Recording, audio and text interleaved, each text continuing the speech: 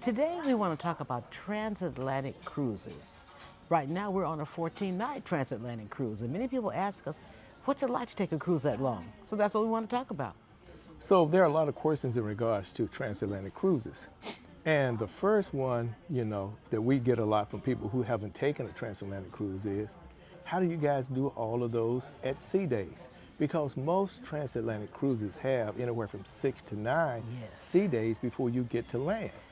And to the novice cruiser or someone who hasn't cruised, that seems like a long time to be on the water.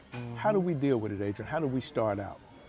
The first thing we do is always choose ships that have plenty to do on board. This is our 5th transatlantic cruise, so we know a little about this subject.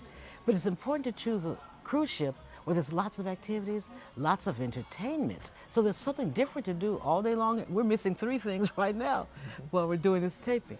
Yeah, so the people that think that you get bored and there's nothing to do, that couldn't be more from the truth. I mean, from the moment you get on the ship and see the itinerary, if you select the right ship, that's crucial. There's a plethora of things to do every hour of the day. And so finding something to do is not an issue. Hasn't been for us in the 5 transatlantics that we've taken. And the fact that we choose large ships, we choose the mega ships, the Royal Caribbean Oasis class ships. Right now we're on the Odyssey of the Seas, another big ship. So there's lots of room to stretch out, find your space, find what you want to do, whether you're involved in an activity or not. And one thing also with a transatlantic cruise is the comfort level, the relaxation level. Yeah. When you first start cruising, most people, you start with maybe a 3-day, 4-day, 5-day. 7 days is about the average length of a cruise. So after maybe the 4th day, you start getting into, unwind mode as far as relaxing, getting your sea legs, feeling real good. But then you only got 2 more days left. You got to pack and get off.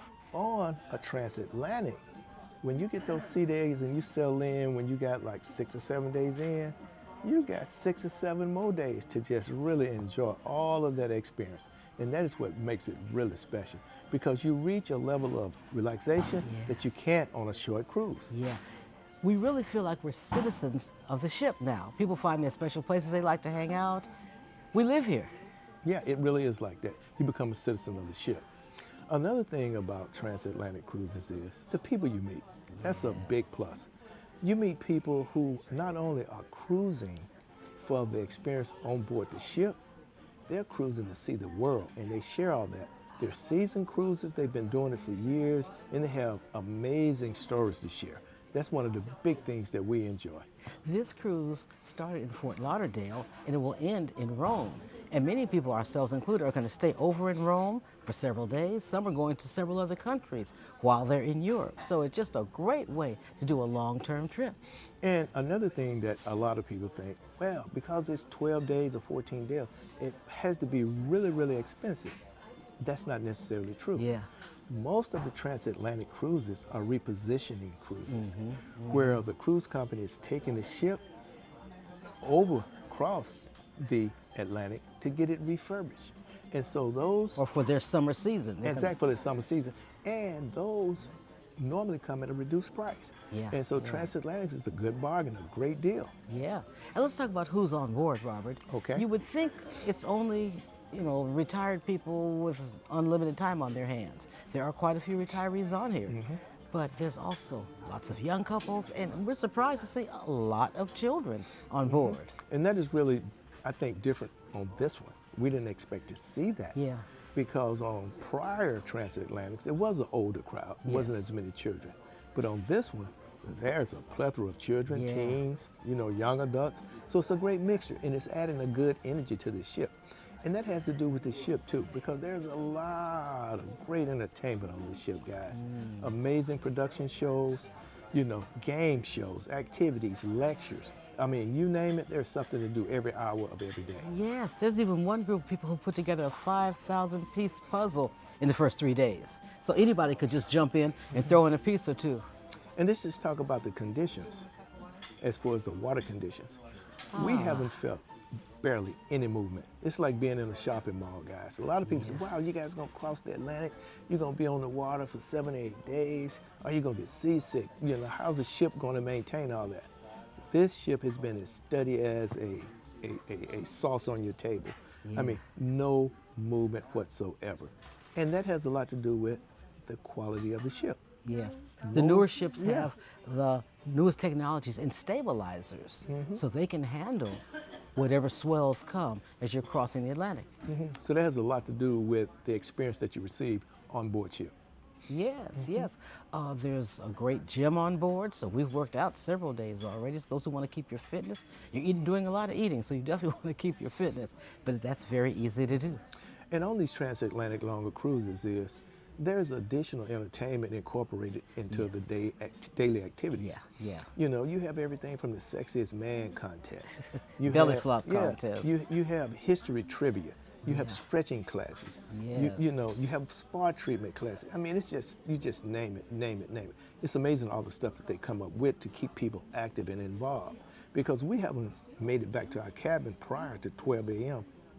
On any any night. night that we've been on board here. You know, matter of fact, we went to breakfast this morning. You know, this is our 6th day. That was our 2nd breakfast we've been able to make. Haven't been able to get up because we stay up late and we sleep in late. That's Yeah. part of it. You know, Yeah. being on vacation, It's being a on a real transatlantic. vacation. Yes, yes, yes. Oh, Robert, what else are we going to talk about? Any other questions that comes up when people are asking us about long cruises and transatlantics? Let's see. Again, you talked about how a large ship, so you don't feel cooped up. Well, we're looking out at the sea right now across the room here, so you feel very open and very relaxed on these larger ships. So there are great shopping on board too, guys. I don't want to leave that out. You know, Oh. you're going to be on here for 14 days, and the cruise line know that. You know, and they want to move some merchandise. But great deals, great sales. I mean, everything from jewelry to T-shirts. You know, I mean, High-end souvenir, watches. high-end watches. High-end you can do some great purses. shopping on these ships. And it's all Great. tax and duty free.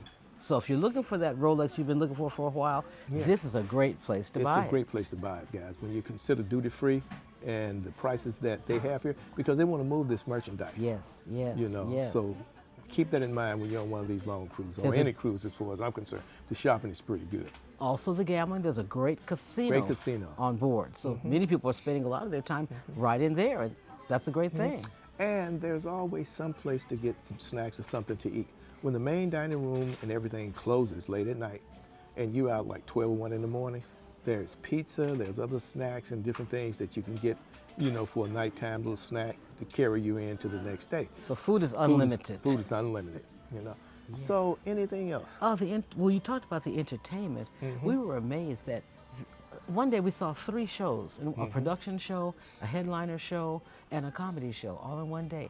That would have cost us an arm and a leg if we were in a big city or back at home. All that was included in our cruise price. So the entertainment has been wonderful. And so I'm going to just kind of bring it in and kind of hit the questions that we are asked and we see when we're talking about transatlantic. Number 1, no.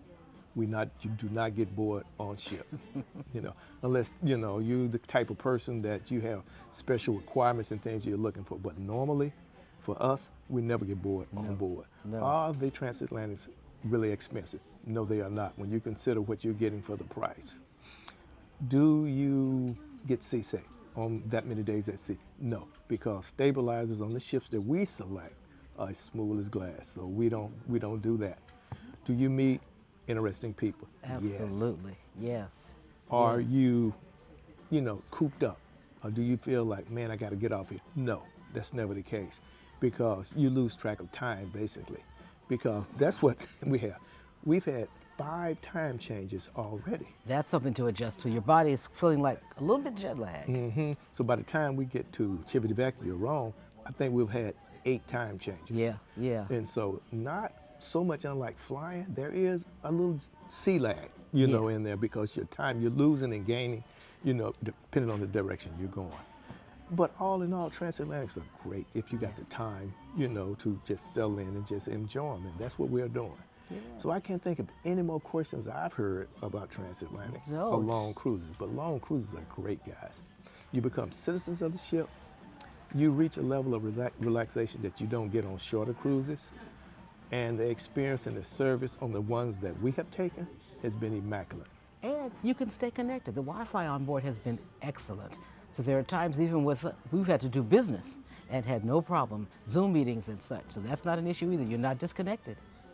So that's about it. I think we've answered most of the questions that we have gotten through conversation about transatlantic crossings. So Anything else? I would close with, if you're considering taking a transatlantic cruise, try it.